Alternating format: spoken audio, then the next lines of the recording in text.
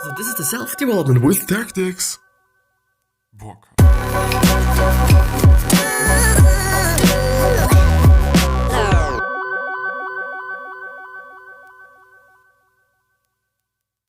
So, today we are once again doing something very old in terms of I have done it before, but it's quite some time since then, or quite some time past since then. And we're gonna read a few short stories. I don't actually know who has written all these short stories. This is an article by the wealthygorilla, I think, .com site. The links are always gonna be down in the description, also in the podcast notes, And so if you want to read them on yourself and on your own, please do that, because I don't want to waste your time with me reading it, and so that you can use it as an audiobook quite, where the podcast is a bit better. But on the other hand, I'm probably going to add some things where I can and where I want to.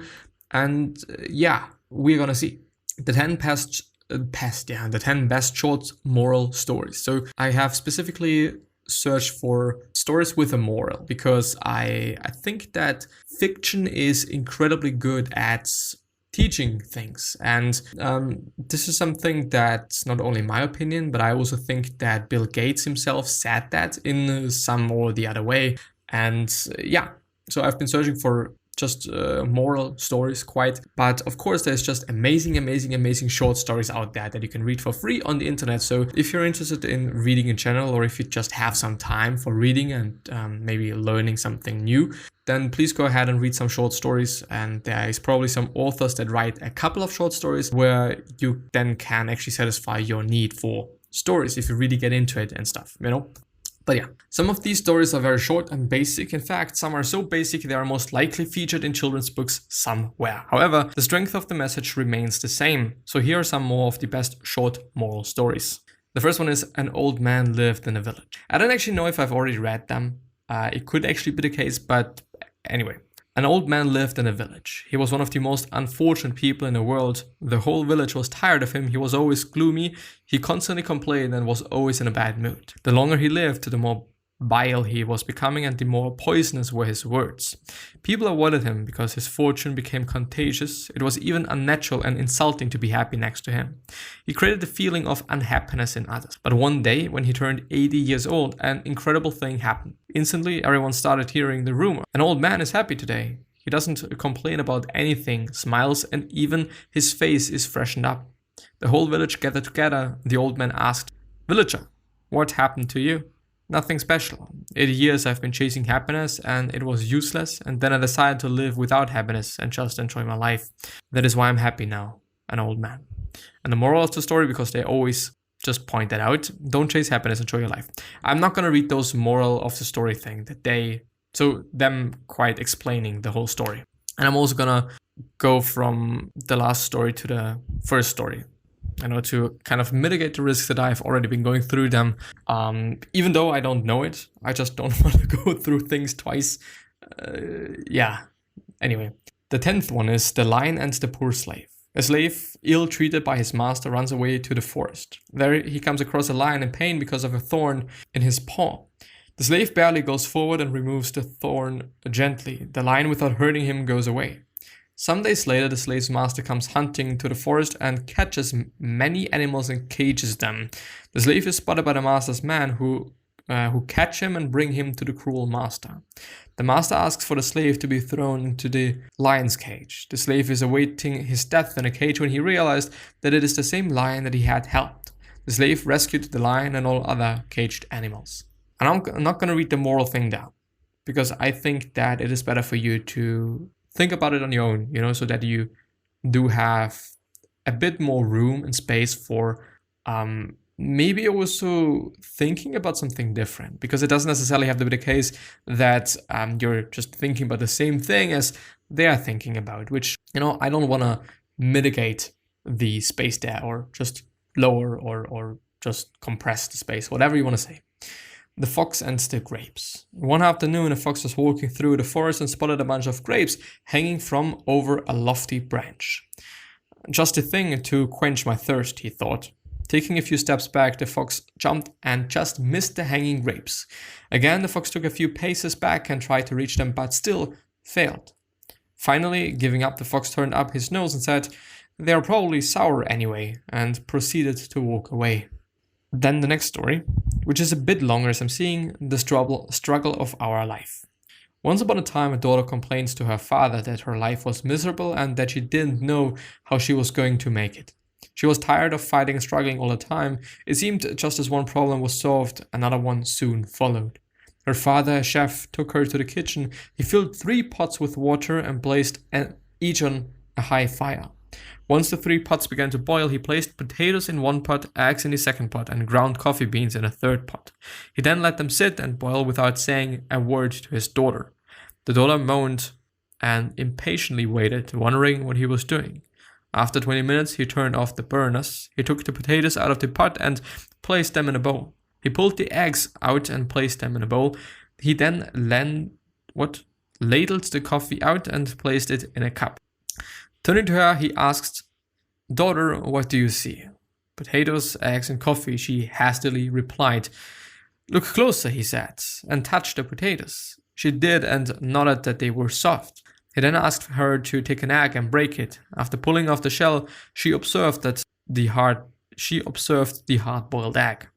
Finally, he asked her to sip the coffee. Its rich aroma brought a smile to her face. "Father, what does this mean?" she asked. He then explained that the potatoes, the eggs, coffee beans had each faced the same adversity, the boiling water. However, each one reacted differently. The potato went in strong, hard, and unrelenting, but in boiling water it became soft and weak.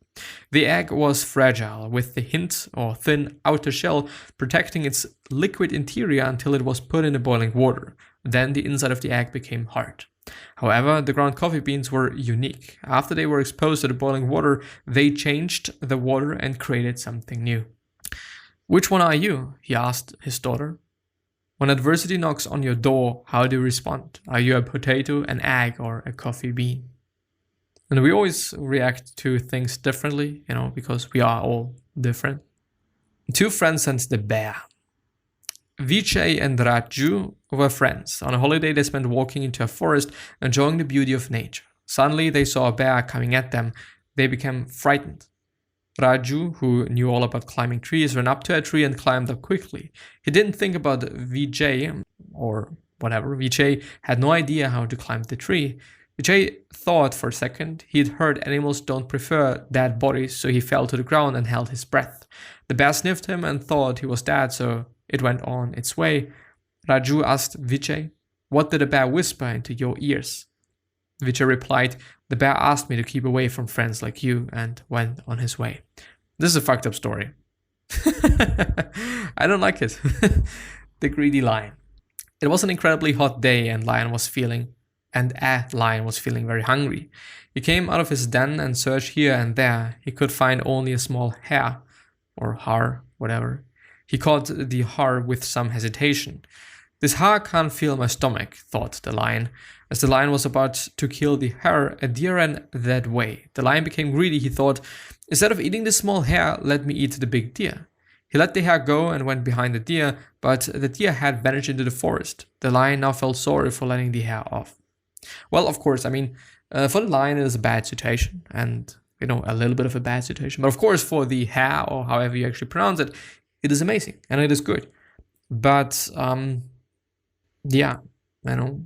maybe we should not be greedy. Maybe we should just be happy with what we have and be grateful for what we have. Because especially when you're living in a first world country like I'm living in Austria, and everything is really fine. There's nothing to worry about, and the only thing that is putting me off and that is making me unhappy relatively often is my own mind.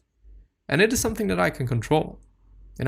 Ultimately it is my mind. Of course there is some reasons why it is my mind. Of course it's not just like, I don't know, it's not depression quite, but it is not seeing things that I should be seeing, not reacting in the way I should be reacting, and these 2 things basically, I would say, most often. And it is something that we all can change, and it is something we all have control over. And of course, there is going to be bad things in everyone's life, whether you're living in a first world country or you're living in a third world country, or there is another word. Because I think at this point in time, you don't say third world country anymore, but it is just developing country or something like that. But so yeah, this is the case, you know. I'm having it the best somebody can have. You know, there's nothing to worry about. There's nothing to complain about. There's nothing that is bad unless I make it bad, unless I think about it as being something bad, as easy as I could say it quite. Yeah. The 4 smart students. One night, 4 college students were out partying late night and didn't study for the test, which was scheduled for the next day. In the morning, they thought about a plan. They made themselves look dirty with grease and dirt. Then they went to the dean and said they had gone out a wedding last night, and on their way back, the tire of their car burst and they had to push the car all the way back, so they were in no condition to take the test. The dean thought for a minute and said they can have the retest after 3 days. They thanked him and said they will be ready by that time. On the 3rd day, they appeared before the dean. The dean said that as this was a special condition test, all 4 were required to sit in separate rooms or classrooms for the test. They all agreed as they had prepared well in the last 3 days. The test consisted of only 2 questions with the total of 100 points. Your name, your name, which is 1 point, or just by doing this you get 1 point, and which tire burst. Front left, front right, back left, or back right. This is fucking amazing. I have not thought about that. I really haven't. And that's really fucking amazing. I enjoyed it. Shit, man. Don't fucking lie. It's just not worth it. Why should you? You know? Why should you? Don't fucking do that. Like, there's, you know, lying to yourself is one thing, lying to others is another thing, but you shouldn't do both. Period. Having a best friend. A story tells that 2 friends were walking through the desert, and during some point of the journey they had an argument and one friend slapped the other one in the face. The one who got slapped was hurt, but without saying anything wrote in the sand, "Today my best friend slapped me in the face." They kept on walking until they found an oasis where they decided to take a bath. The one who had been slapped got stuck in a mire and started drowning, but the friend saved him. After he recovered from the near drowning, he wrote on a stone, "Today my best friend saved my life." The friend who had slapped and saved his best friend asked him, "After I hurt you, you wrote in the sand, and now you write on a stone. Why?" The other friend replied, When someone hurts us, we should write it down in sand where winds of forgiveness can erase it. But when someone does something good for you, good for us, we must engrave it in stone where no wind or wind can ever erase it." Which I think is totally the truth. I nearly constantly forget about the things that somebody did to me. No matter what it might be, no matter what bad it might be, I do very, very often focus on good things in people, which is not always the best thing. Of course, it really is not. But I do think that my ability to forget things, which I'm quite often doing, but sometimes it's unfortunate, just don't get me wrong. Forgetting things all the fucking time is not amazing, at least not always. But sometimes it actually is, especially when it is something that is bothering you or something that is just hurting you and it's not feeling that great. But these are great stories. I enjoyed that. And the thing is, having a best friend, I already thought, well, this is going to be amazing. I don't actually know why, but friendship is amazing. Friendship is just amazing. There's nothing to say about that. There's nothing to fucking say about that. The foolish donkey. A salt seller used to carry the salt bag on his donkey to the market every day. On the way, they had to cross a stream. One day, the donkey suddenly tumbled down the stream and the salt bag also fell into the water. The salt dissolved in the water and hence the bag became very light to carry. The donkey was happy. Then the donkey started to play the same trick every day. The salt seller came to understand the trick and decided to teach a lesson to it. The next day, he loaded a cotton bag on the donkey. Again, it played the same trick, hoping that the cotton bag would become lighter. But the damned cotton became very heavy to carry on. The donkey suffered. It learned a lesson. It didn't play the trick anymore after that day, and the seller was happy. And the moral of the story is, don't be a fucking asshole. And this is the last one, the wise man. People have been coming to the wise man complaining about the same problems every time. One day he told them a joke and everyone roared in laughter. After a couple of minutes, he told them the same joke and only a few of them smiled. When he told the same joke for the third time, no one laughed anymore. The wise man smiled and said, "You can't laugh at the same joke over and over, so why are you always crying about the same problem?" Motherfucker. And yeah, with that being said, I think this is going to be the end of the episode. So I really do hope that I'm able to share some things and, therefore some stories and some thoughts that were able to help you in some way. Maybe it's going to be tomorrow. Maybe it's going to be the next day. Maybe it's going to be whenever. You think, well, yeah, this was actually quite good. Maybe it's never going to be the case. This could also definitely be the thing. But yeah.